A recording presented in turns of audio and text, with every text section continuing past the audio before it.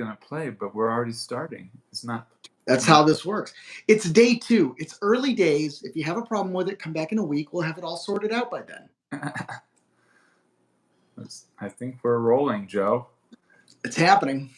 It's good. I got my Austin Energy t-shirt here. Electric triangle gas. I'm sure that has some kind of meaning. Yeah, electric is greater than gas. That's what it means. I think that's probably what that means. All right, man. Well, we're here Tuesday. It's day 2 of doing EV Obsession Live. Obviously, Joe Boris here with Zachary Shahan. And Zach, we've got some interesting stuff happening with Tesla. Why don't you lead us off? Because you broke the story on LinkedIn about a week ago, didn't you? Well, no, I did not. This is from an excerpt from the book that just came out, or just came out yesterday, right? Yes, yesterday. Yeah, the Elon bio, yeah. The biography of Elon Musk, Walter Isaacson, which I saw an interview with him on one of our competing YouTube channels, MSNBC, and he he had a really interesting take on the many sides of Elon that I think, knowing Elon quite well myself, is one of the best takes I've ever seen on him. So I recommend watching that interview with Walter Isaacson. But a quote from the book that's been highlighted is, Elon Musk latched on to a key fact the team had discovered. The neural network did not work well until it had been trained on at least 1 million video clips. This gave Tesla a big advantage over the other car and AI companies. They had a fleet of almost 2 million Teslas around the world, collecting video clips every day. We are uniquely positioned to do this, Swami said at the meeting. And there's more where they basically, we don't want to read the whole thing. We can read the whole thing. Full Self-Driving 12 was based on a radical new concept that Elon, believes will not only totally transform autonomous vehicles, but also be a quantum leap toward artificial general intelligence that can operate in physical real-world situations. Okay, we already know all this stuff. This is sort of like what we've heard over and over.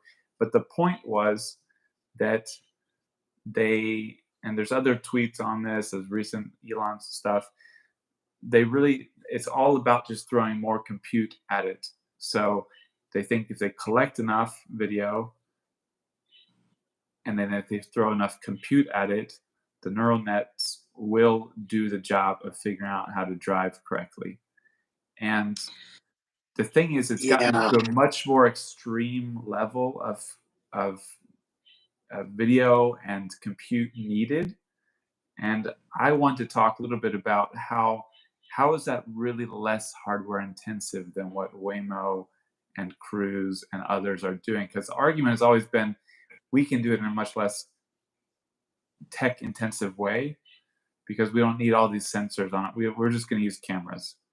But if your back end needs a ridiculous amount of compute to constantly be processing millions of videos, that is actually a very tech intensive approach as well. So I think there needs to be a little bit more pushback. I haven't seen any really on the idea that Tesla's approach requires less hardware, less tech.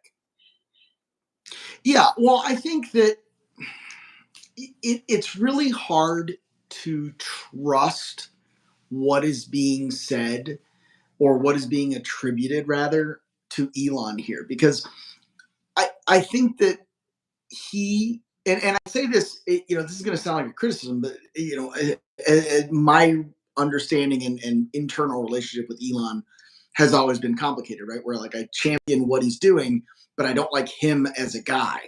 And I think that this is something similar, where I think that out of one side of his mouth, he's talking about the dangers of AI and how we need to push back against AI. And on the other side of his mouth, he's talking about how he's going to build up more compute power and he's going to make all these advances towards general AI. So like, it seems like he's kind of, he's got the perspective, we need to be careful about it, so I need to do it.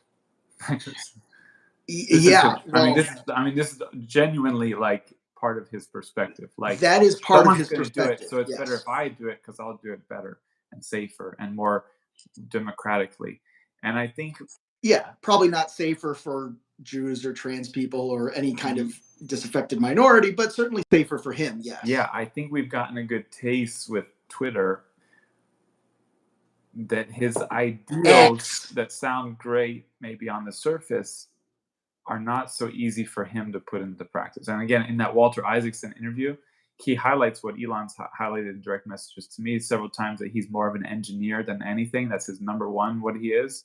And Isaacson saw the same, like he was down there in the weeds dealing with engineering issues, and that he's not naturally gifted with social relationships and interactions. And that there's a lot of concern when you go from running the engineering of engineering-based companies to running non-engineering matters. As again, on Twitter. But I want to get back to full self-driving. So I think also it's important to recognize that I think Elon has more or less said the same thing for the past 5, 6, 7 years, and in how they're going to approach it. I mean, they've just doubled down more on vision than anything, and in that time, he's predicted year after year that it's going to be robotaxi ready by the end of the year. So I think just assuming that, yes, this approach is the most cost effective, the most efficient, while assuming that it remains the best approach, I think those are some big assumptions to make. If you're 6 years late and part of your pitch has always been, this is going to be the most cost effective, hardware efficient way, obviously it's not the same 6 years later as it was 6 years before. There's more compute going into it, there's more work going into it, there's dojos getting built for it. And maybe in the grand scheme of things, if you could serve 100 million vehicles with the dojo, like this would end up being more efficient. But I would just I just think it's important to recognize that there are other approaches that have been progressing, that are getting to the point where they can serve cities of 1 million plus people. And there is not such an enormous amount of backroom real-time video processing and compute power happening.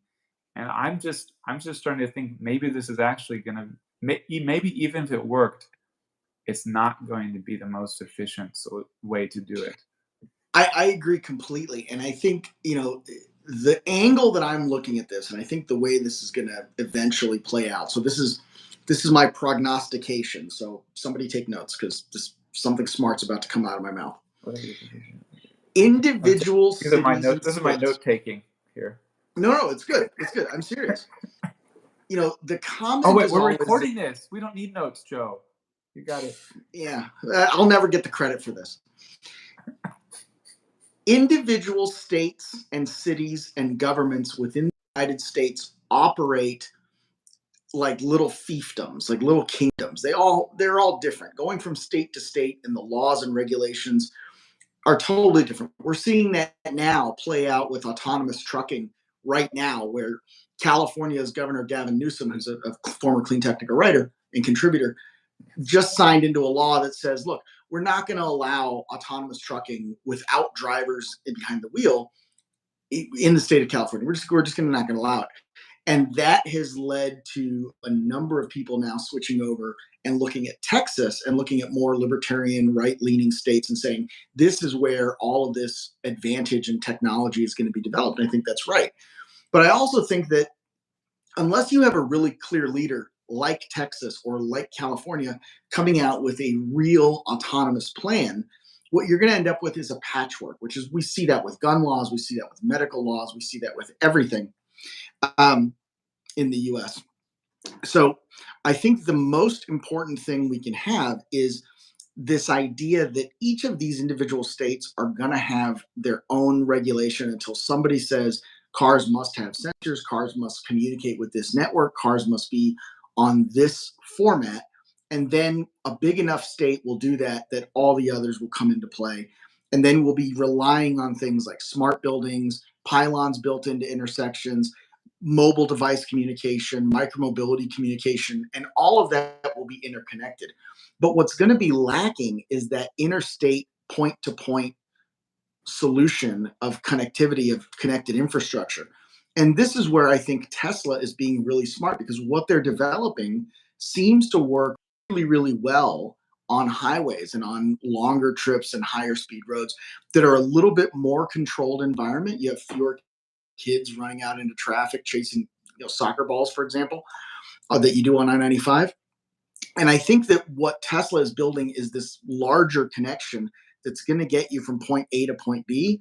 And then whatever is mandated or regulated at that point A or point B, they can later add into the system. And it's going to be infinitely easier for Tesla to add this standardized tech into its future cars than it will be for Ford and GM to catch up to Tesla, if this does indeed prove to be the way forward. Yeah, we'll see. But I mean, autopilot or full self driving on the highway has been pretty much flawless for a while. It was, and this was using the radar system and everything. It was never hands free legally, whereas Right. Mercedes and some others have been rolling out actual legally hands free stuff. So I don't think anyone, I don't, I think anyone could do the highway stuff well at this point, or at least in the next couple of years. But yeah, so it's still up. Everything is still up for debate, let's say. But with Tesla, so I just want to get back to its idea that if it just has enough videos and it just has enough processing power, it will be able to do everything in a robo-taxi level way. And I've had the full self-driving beta for a couple of years, or yeah, a couple of years, or a year, like 2 years. I don't know how long it's been. It's been a long time, and it hasn't changed much.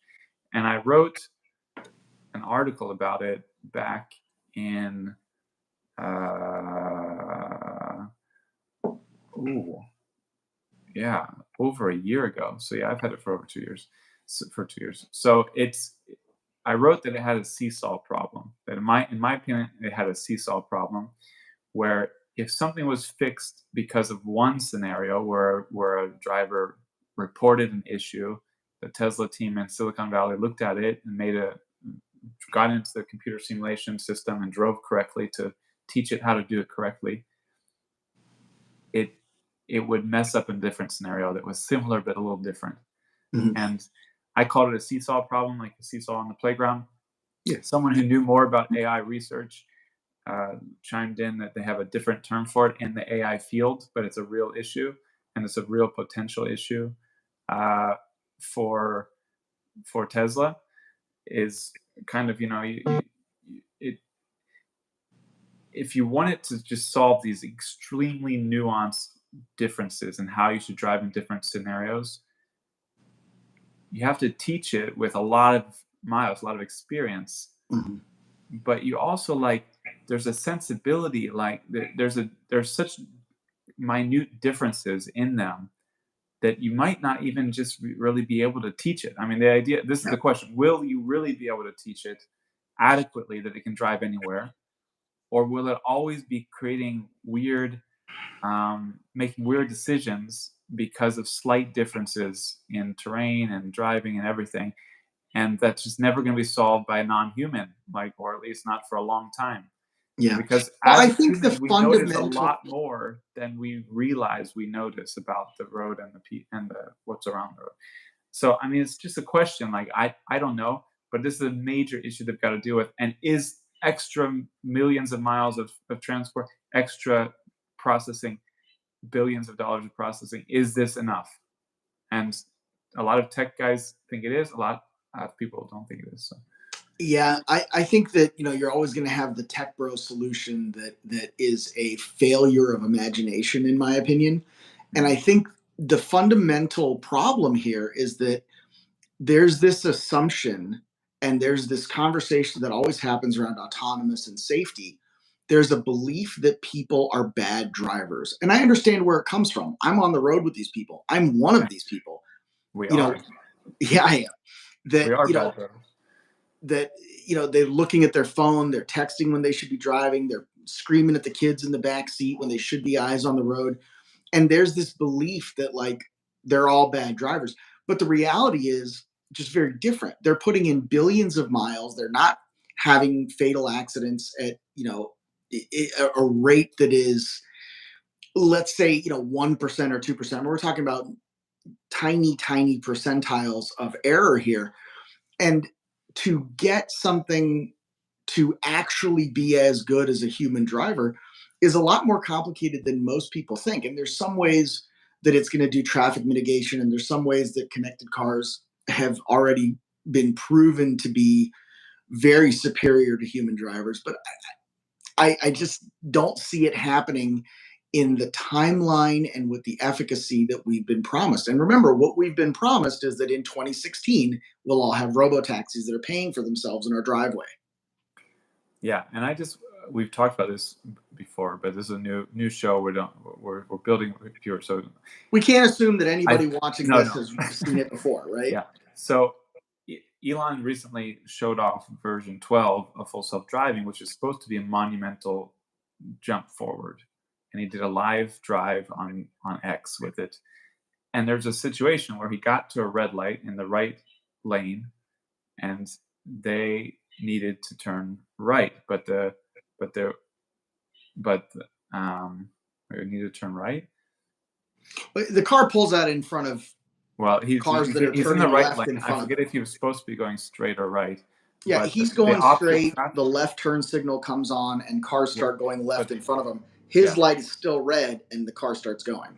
yeah. So that's the issue: is that the opposite traffic stops. Then they get the left turn lane, the green light, and his, on the left, cars on the left of him get the left turn, and for some reason, his car sees the left turn lane on the lane left of his turn green, and the car thinks it can drive straight because it somehow thinks that's its light, not the red light in front of it. And so the other lights, the cars start turning left, and Elon's car starts driving into them basically. But he puts on the brake quickly and realizes, hey, this car thought for some reason that it should go straight, and he's a little confused by it. And this is the version 12 that's supposed to be monumentally better. So I just think it continues to be a case where you might fix 1,000 things, but then that might create 500 other problems, or maybe even more. I mean, I don't know. I Yeah. I just don't see it getting to a refinement level that is the same as what other companies are doing when are using more tech.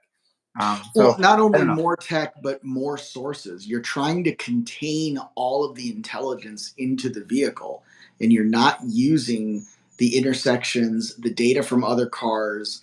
I think you need the whole ecosystem, right? Because Yes. when we're driving, we're communicating with other drivers, whether it's with our turn signals, with our lights. You pull up to an intersection, sometimes just looking at a pedestrian, you make that eye contact, you know that they're going to go or not. And the cars can't do that, and there's a lot of nuance there that I think that they're missing. Yeah, exactly. So I won't say much more about it, but we had Fritz Hassler recently did another update on his use of full self driving. He uses it all the time, a ton, and he continues to see phantom swerving, where the car sees stuff that he doesn't know what it's seeing, why it's swerving. It continues to get in the wrong lane sometimes, phantom braking sometimes. So it's just a case of, like you said, I think you cannot rely 100% on vision. You Yeah. have to rely on more than vision. Like we maybe we rely only on vision, but we have much more nuanced brains, much broader understanding of the world than what Tesla's training its cars to have, or can train its cars to have. And I mean, I guess the last thing I have to say on it is, a lot of people say, "Oh yeah, that's what people said about winning in chess or doing other things that AI has learned to do." I don't think that's even close to the level. Like, I'm sorry, No, playing it's a totally chess, different it's animal. it's not even close to the level. You have parameters that are clear and do not change. And in the case, uh, yeah, and in the case of driving, we think we have clear parameters that don't change, but actually we have extremely varied, nuanced, detailed parameters that are, sort of all over the place, that depend on all kinds of situations and visual and audio cues. I mean, let's not even count the fact that it doesn't respond to when the school zone lights are flashing yellow, when there's an emergency vehicle coming behind.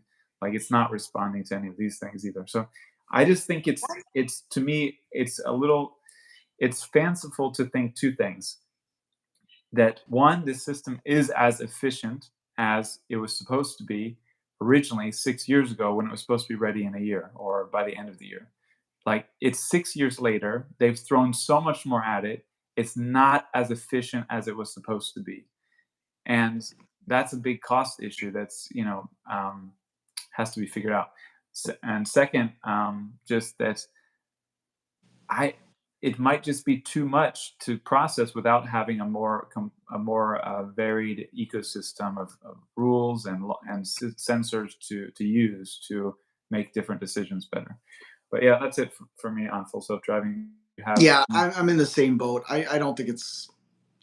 I think it serves more to pump the stock than it does to actually oh, there lead it. was a very revealing quote. I don't have it on hand, but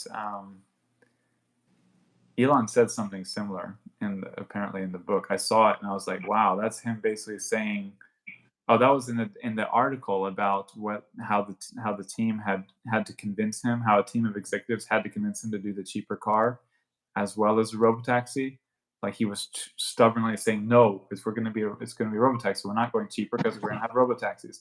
And after much work and months of deliberation, they found a way to have a kind of intervention and say, like, hey, but we've designed a car that can use the same, like, plug and play platform. And that's how they got to doing the cheaper one. But he basically, there's a quote in there that said, like, our uh, I think it was to Walter Isaacson, the biographer, but it may have been to some of these team members. It was like, our crazy valuation basically is based on the idea that we're going to have robo taxis. We have to get this. We have to make this work. And I just think Right. it's one of those situations. It's not like in the past where we have to make a cheaper car. We have to make 500,000 vehicles a year. We have to make 1 million vehicles a year.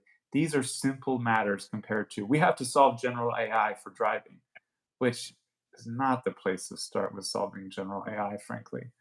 Like, No, and yeah, I think we're good with that. Moving on, I really like this conversation that Stellantis is having, that they're looking to manufacture more lightweight batteries. We were talking a little bit yesterday when we talked about the battery manufacturing for heavy trucks, that there is an issue with the added weight. And you see it a lot more with trucks, but you also see it with performance vehicles, with compact vehicles. And keep in mind, when we talk about Stellantis in the US, we're thinking Ram trucks, we're thinking Chrysler sedans, big stuff. But throughout the world, that PSA, compact weight and added mass to be able to now got 5 miles of driving, or 250 kilometers of range. That's a big ask compared to something that historically could have been a 600 cc or 1 liter internal combustion engine. So for Stellantis to really say, look, the focus here is on reducing the weight of the batteries and the mass of the vehicles, I think that's a great way forward. But it also kind of begs the question, what about reducing mass overall? Not necessarily just in the battery, but the Prius that I got, the Genesis went home today, and I got the new Prius Prime, the new generation Prius, and it's got a $54,000 price tag and power seats front and rear, and wireless charging and multiple screens.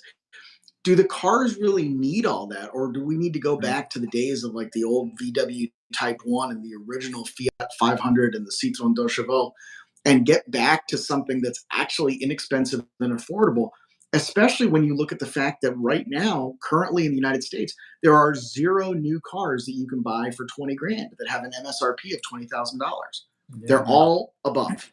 Yeah, clean technical readers have been asking for this for years. Steve Hanley, one of our As they writers, should be. eager for it. I mean, a lot of people claim they don't want all of the current gadgets and whatnot. They just want a car that drives from A to B. It is cheap.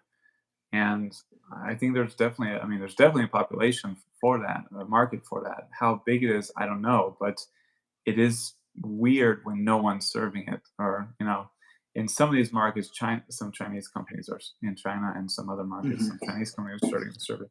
But yeah, so apparently this came from a Reuters reporter who ended up one on one with the Stellantis tech chief, and they said that uh, they have. So what I have in mind, and a very hard goal for my team by 2030, is to change the battery weight to at least 50% lighter battery for the same energy.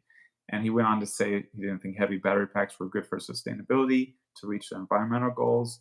Um, but it's not clear how they're going to do that. So it's sort of like a broad kind of like an Elon goal. Like, okay, we want this by this date. We'll find ways to get there. Um, and whether that's new chemistries, new materials, whatever. But it's useful to have that target. I mean, this is very useful to push people and say, no, this is not good enough because it doesn't get us there. Or, okay, this is one step along the way. So, yeah, it's a big, I mean, look, EVs are competitive today. We could do a whole show on how competitive they are today. If you're We can cutting talk about a battery, $22,000 Model 3 in California, which I think is a huge story. yeah, but basically, if we're there today, like if we're cutting the battery cost 50%, it's like it's game over. But Yeah. how much they can do that, I don't know, but that they have that as a target is a big deal. And yeah, Stellantis is, I think, probably the fifth or sixth. It depends. I haven't checked for a while, but it's probably like fifth or sixth. It's in the top 10 among largest automakers in the world. A Yeah. lot, big presence in Europe. I always think of the European brands. I forget, because of the name change. When it was Fiat Chrysler, I think of Chrysler Ram. When it's Stellantis, I think of Peugeot, Citroën, and the European side. Do But you think that Stellantis is, and this may be coming from the old Chrysler days? I'm an old Mopar guy, front wheel drive, K car, Dodge Daytona turbos. I had some DSM drag cars back in the day. So, like, I feel the love for Mopar. I go down to the Busher shootout. I've made the pilgrimage to Normal for the DSM thing. Like, I get it. I'm into it. I love the brand.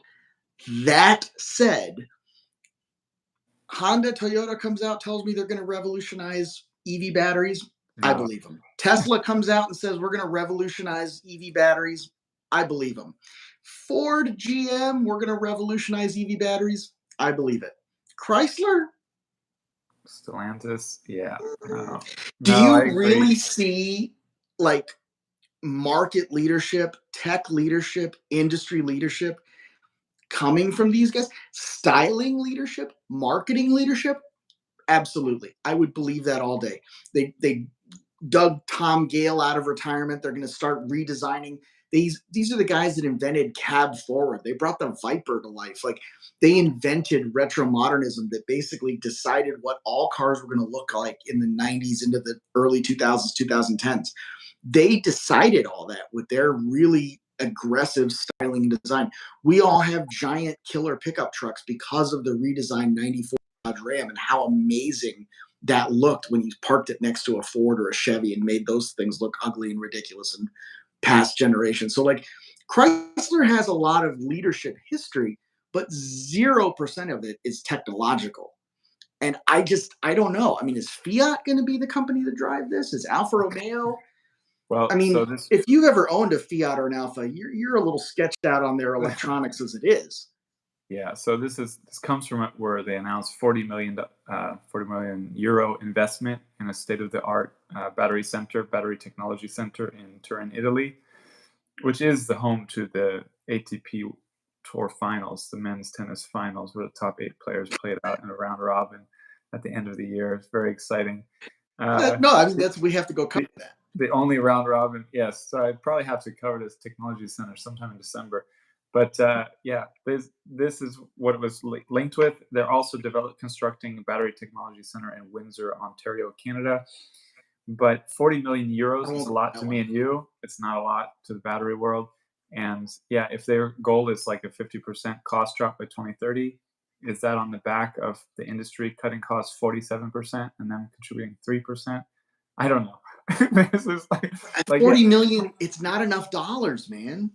yeah, It's just no, not enough money. Like, not enough euros either. Yeah, no, it's. no, I mean, it's, I know. I mean, I, again, it's a $40 million marketing and PR investment that's going to talk about batteries. Great. yeah, But like Stellantis' own CEO is like oh, notoriously yeah, bearish on EVs, yeah, right? I mean, he's been out there saying EVs aren't going to work. We only have them because they're being forced on us by the government, yeah. which I want to take a second to unpack that argument. The closest It was we've come, Tavares, right? Tavares, yeah, the closest we've come in North America to being to anyone being forced to buy an EV is in California. There's going to be a state ban on privately owned internal combustion passenger cars in 2035. So that's 12 years from now. So you can go out in 11 years and 364 days or whatever and buy a new internal combustion car and drive it for 10 or 12 years. The average age of a car on the road today is over 12 years. So you can drive it for 12 or 15 more years realistically. And that puts us into 2050. So the soonest that you will be forced to buy an EV is 2050. And if you're crying about that right now, your life is so good. If your biggest problem is to complain about something that you're going to have to do in 2050, in 2023, dude, get over yourself. There are Oh, people like with real problems in the world, and you ain't one of them. yeah, yeah. I have bad jokes just coming. But yes, Oh, you're the one who go, wanted to be but live. I have a whole go, bunch of stuff. There's the go. anti-trans guy in the comments that I was like, yeah, good Yeah, riddance, get out. yeah. But go to California in 2025 and see how many new gas cars, not piece of crap gas cars that are just the in on Yeah, their line. without any kind of mandate, Tesla's already the Yeah. number one selling vehicle in California.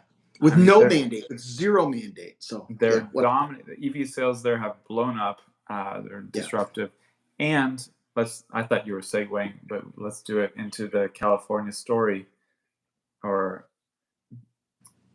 about the incentives you want to talk about in California. no. well, So well, there was basically, one of the guys I follow on LinkedIn. And I copied it and pasted it in here because I can never remember his name. Like I'll be standing in front of this dude, James Carter, and I still can't remember his name, and I've been following him for years. He did some math on this, and if you go to Tesla for a Model 3 and you're in California and you qualify for the full state rebate, you get all the local rebates that you can get up to $15,000 off the price of the vehicle, which brings it down for a transaction price to $21,620. That is bonkers that you can buy a Tesla Model 3 for less than $22,000. You can't buy a Mitsubishi Mirage, which is like not awesome. They're fine vehicles, but nothing compared to a Tesla. wait, isn't the There, Mirage a that's piece of less crap? than an Altima. It's less than a Sentra. It's damn near the cheapest new vehicle you can buy. Yeah, And for all my complaints and criticisms of Tesla build quality, there's nothing better at $21,620. no, there's nothing better close to that. And yeah, so Paul Foss recently had a story about just that people don't realize how cheap Teslas are. I mean, or can be. They still think Can of be, them yeah. as they still think of them at Model S prices. A lot of people buy even Model 3s and Ys at like high prices, over 50, over $60,000. But you can definitely get one for just under 40,000, and then with the tax credit, $7,500 tax credit, that puts it at 32,500. And then if you're getting subsidies in California, it goes even lower into the 20s. And yeah, he wrote a story about how you can get a Model 3 for cheaper than a Toyota Corolla. And the number one problem is that people don't realize that. It's like there's not a lot of people who realize that. So But I is think that it's something that Tesla wants? Is that something uh, because you would think that they could shout that from the rooftops? You would think that Elon could go on Twitter. I think I he's know busy. he's busy. He's busy making controversial comments, but he could stand up there on the mountaintop and say, "You can buy a Tesla for less than a Corolla." The question becomes, does that then undercut the value of the brand? Yeah, is the question. It's also like if they're not struggling to sell the vehicles they're producing, maybe they don't want to push too hard on that. Uh, it seems like one of the things that if they started advertising, I don't know, I don't want to talk about it. Let's skip the advertising thing. Yeah, it's just, oh my blood started to boil. He was so Well, anti but they're advertising now. Tesla He is was so now. anti-advertising for decades, and then he bought a company that relies on advertising, Twitter. And then he's like, we should. I've come around. You shareholders have convinced me that we should consider Yeah. advertising. He's like, You you're think the he's going to freaking advertise shareholders. on You're X? bleeding money at Twitter because there's no one advertising there. It's like seriously, man, this is so like ah. But yes, that's it's something that Paul laid out like how they get to an enormously higher number of sales a year, and one of the things was just telling people how cheaply you can get a Tesla, which would be very very influential, very valuable. I mean, definitely people still look. I have the cheapest Tesla on the market, and people think it's an expensive car. They're like, "Oh yeah, you've got a Tesla." I'm like, "This car is way cheaper than you realize. Like, this is not an expensive Yeah. car, especially But I over think the that course hurts of." the brand, right? Like I've had people say to me, "Oh, like you're making Tesla money now." I'm like, this is half the price of my Volvo. Like I don't know what to tell you. So I think it's interesting to the brand. I think that's worth exploring on a future show is the brand value and the brand cachet, right? Like, if you knew that you could buy Gucci loafers for less money than Skechers, would the brand still mean anything, right? And I think that's a question Tesla's going to ask itself, and we'll see what happens. You want to move on to the Dan Foss Volvo thing? Uh-huh. Cool. So we cover a lot of electric semis, electric semi trucks, especially Volvo stuff because I'm a big Volvo truck fan. Volvo is working with the Danish energy company or engineering company rather, Danfoss, and they have a route shipping components from one location to another. It is a 24-hour operating loop that they're running 5 days a week on fully electric semis, and they're doing it without stopping the vehicles for a significant amount of charging. The way that they're doing this is they're slow charging them over the weekend. So they start off with 100% battery on Monday morning. Then they go to work, and wherever they stop to dock, load and unload, or switch loads, they're having the vehicles plugged in. And this is a fast charge, but it's 10 to 15 minutes, the amount of time it takes to load and unload. And that's going to give them enough juice to get to the next stop. And they figured this out with a fleet of 9 trucks, and they are running a 24-hour operation electric fleet. And I just think that's tremendous because when we talk about over the road trucks and we talk about semi trucks and heavy equipment, the issue is downtime. The number one thing taking away the EV's advantage is downtime. And if these guys have figured out a way to intelligently incorporate this technology and intelligently apply charging infrastructure to the point that the downtime is zero or effectively zero, then it's game over for diesel. Because the important thing to realize about the trucking industry and the fleet industry and the construction industry is not that they're looking for cost savings, they're looking for cost predictability. Diesel being cheaper doesn't mean that diesel is preferable because the price of diesel is unpredictable. So if they're going to bid out a job a year from now or 2 years from now, they have to buy fuel futures and fuel contracts that may mean they end up overpaying for fuel depending on where the oil prices are. But if they can insulate themselves from that uncertainty with something that's a little more stable, like energy costs, then they can make a much more accurate bid and generate another 0.5% or full percentage of profit, which on a huge job like an interstate highway rebuild or an off ramp rebuild or an airport resurfacing, 1 or 2% can be millions of dollars. So this is absolutely critical. I think a lot of fleet managers and heavy equipment operators are going to be looking at this, and they're going to be checking in from time to time to see how it's going. And we'll follow up on it too. Danfoss, Volvo, those are both companies that Clean Technica has a great relationship with. So we are really, really following this story, and we'll see how it turns out. Yeah. So the story, to check it out on Joe's story on Clean Tech, because Volvo announced its first ever 24-hour electric truck fleet. And if you go there, the top picture of the semi, it's like a semi you see you picture a semi truck on the interstate. You're seeing this right here. So it's not it's a real deal. And Oh yeah, it's a full Class 8 big boy truck. yeah, so it's a I mean, to me, it seems like a pretty huge step forward because, like you said, 24 hours a day for 5 days a week is a lot of mileage. It also, to me, the autonomous driving thing just comes to mind. Like, if you have a predictable route, you know where you're going to be stopping to charge, to unload, load. You can work in easy charging options or even autonomous charging options. Of course, companies have never been known to push their work off onto others, but you could cut the driver and say, hey, if you're getting a delivery, you've got to check this, this, and this, and get it out. And we have cameras on you, so don't try anything funny. And and then you cut the human cost, the driver cost. So not that I'm for that, but I could see it happening. And Well, I it's think not that you need to, it's not that you have to be for that. You have to understand right now, and this is true in Europe just as it's true in North America, there is a tremendous driver shortage and worker shortage yeah, on docks, at drayage facilities, at ports, at trucking companies. Every once in a while I'll get these ads because I look at trucking news and heavy equipment news all the time. So I'll get these weird ads, and you'll see $100,000 signing bonus with 1 year contract for drivers. You'll see, 140, $200,000 salaries for experienced owner operators, things like that, where wait, where can I by get this job? creating autonomous, oh yeah, no, we're in the wrong job. By creating autonomous, you're not taking a job away, you're filling a need that already exists and that people are not stepping up and stepping into.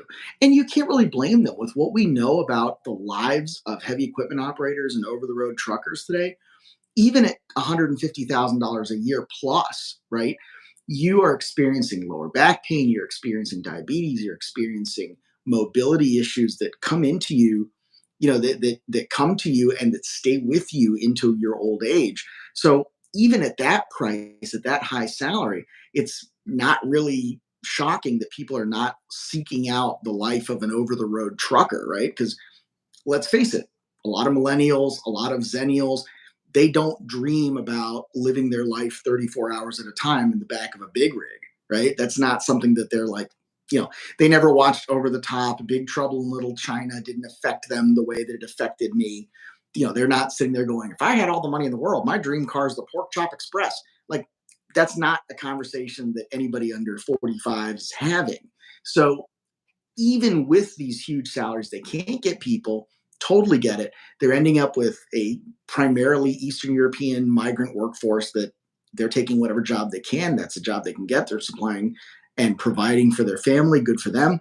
But autonomous over the road trucks, I don't think are taking away jobs. I think it's going to, if anything, ease some of the congestion at the ports, reduce the amount of shipping time necessary to get goods. And I think hopefully maybe enable some of these prices to like level out. Not that, inflation is real and it's not just corporate price gouging, but that's a totally different show.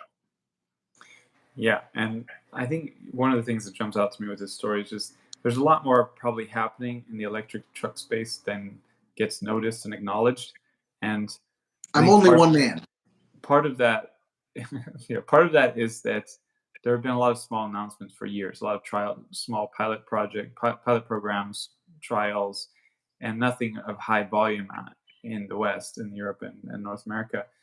And like this could just be another case of that, or it could be that they're chipping away, chipping away, chipping away, making improvement, improvement, improvement, and then all of a sudden we'll see a much more we'll see a much higher volume rollout of electric trucks, and then it'll be like, oh yeah, how'd that happen? Where'd that come from?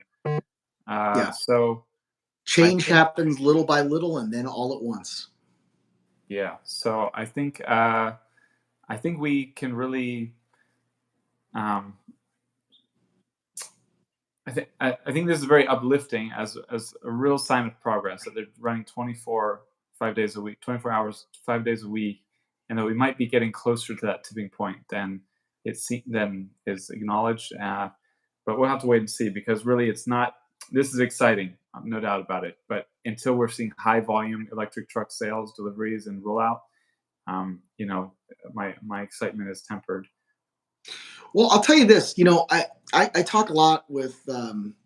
I don't want to name the company, but I talk a lot with my friend Mike, who is a purchaser. He's a buyer at a heavy equipment company, and he's averaging. And we're not talking about little vehicles, pickup trucks, anything like that. We're talking about you know class 5 trucks, class 8 trucks, skid steers, loaders, excavators. He's buying on average one piece of equipment every week. So he is in this world. He's buying all the new stuff, and he's coming to me and telling me the issue is not demand. We're trying to buy. We want to go electric. There's a ton of reasons to do it.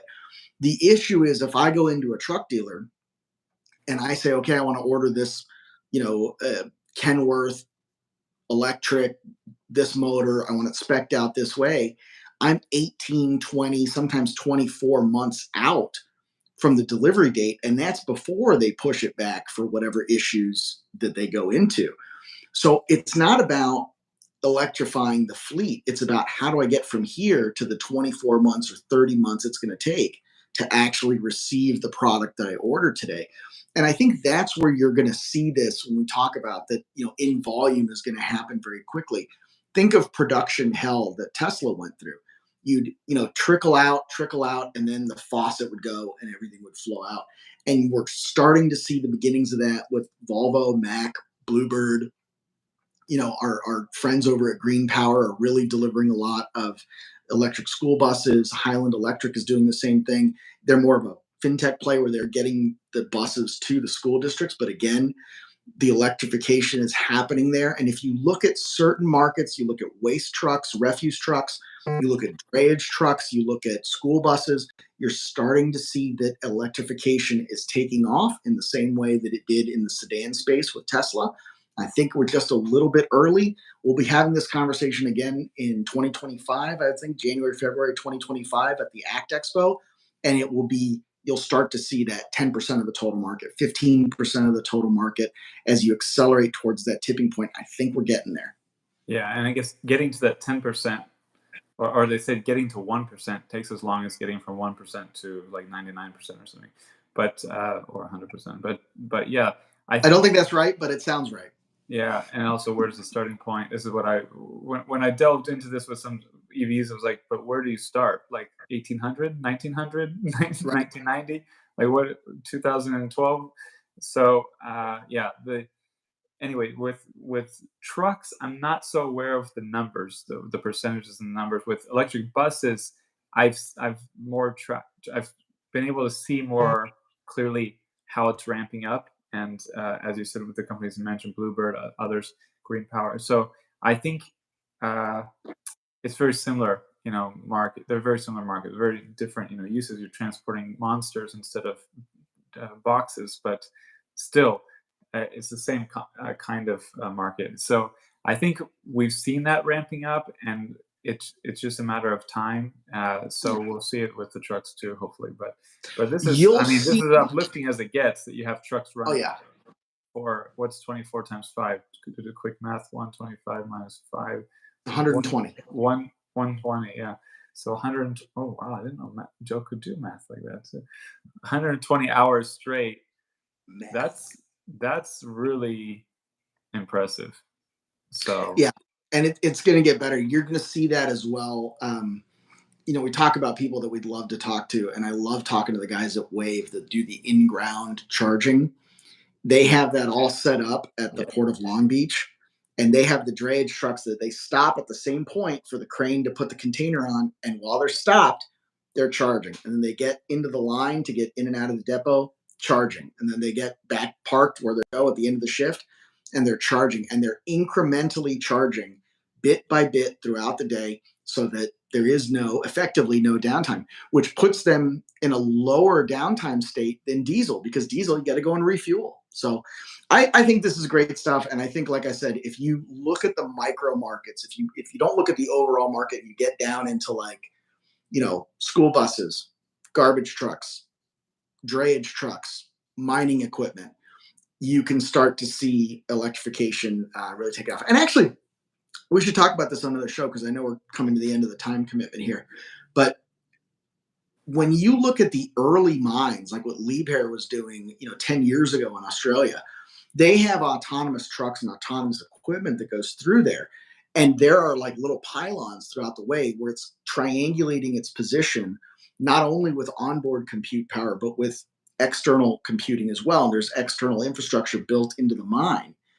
And they were doing that 10, 12 years ago. So that now, with the amount of compute power that we have in cars, if you imagine combining that with smart pylons, with smart intersections and things like that, you can really see that there is a use case previously that shows how well this can work without the levels of compute power that we're throwing at it now.